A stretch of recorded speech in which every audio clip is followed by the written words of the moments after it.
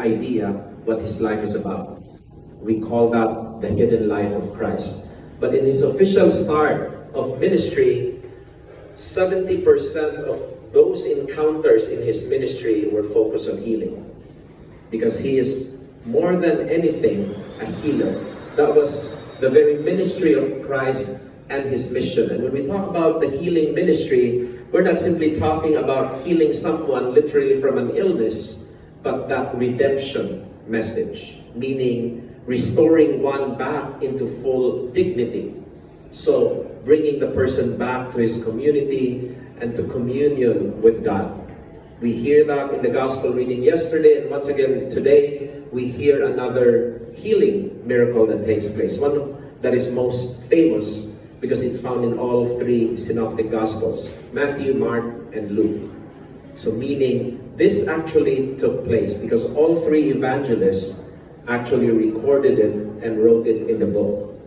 But what is most important in the gospel reading today, we know that the message is quite simple and obvious. Jesus heals. Nothing is impossible with God. When we have faith, we go to Jesus, we receive that healing. We know that. But every healing encounter also brings with it a more profound message, more than just what meets the eye. Bishop Robert Barron would say, every time we read the gospel, there's always different approaches to it. One could be something more external, which is more obvious that we just spoke about. The other one is spiritual and internal, which talks about what it is in terms of its hidden, profound message that Jesus communicates to us about. So let me share with you a side catechesis. Let me ask you this. What is the main requirement for anyone to receive effectively a sacrament? Do you know? I've never done this before, a Q&A, but I think it's working. It's faith. Faith is always needed for anyone to receive a sacrament more effectively.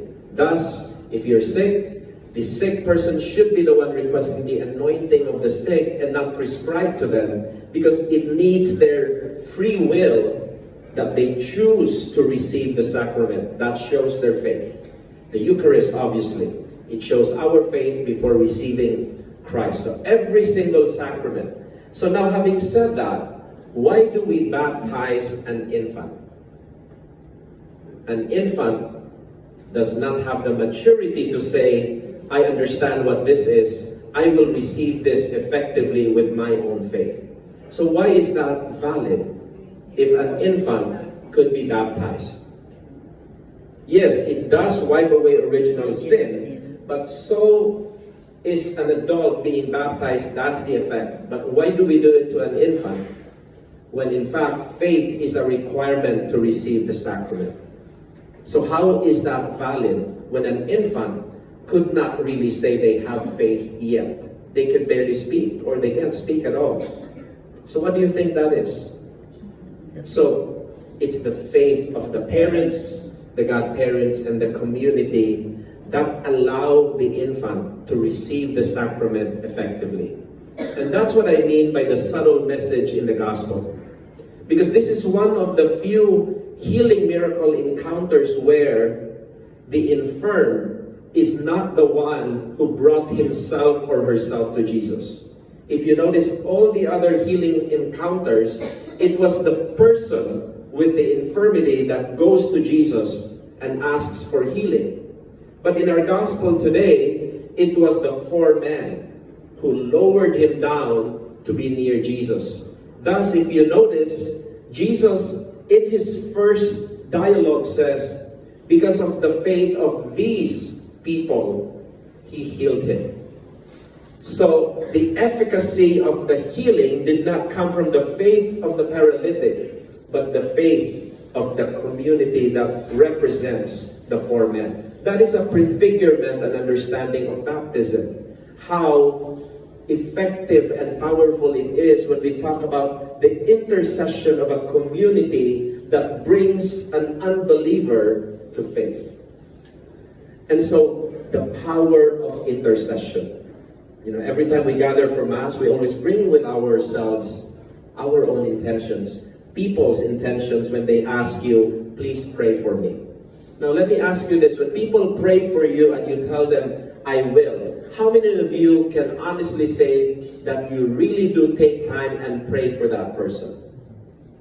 Sometimes it becomes empty, right? We just say, I'll pray for you. But the moment we walk away, we never do so. And so the gospel today reminds us of the power of our own faith to bring Christ's healing to those who need it the most.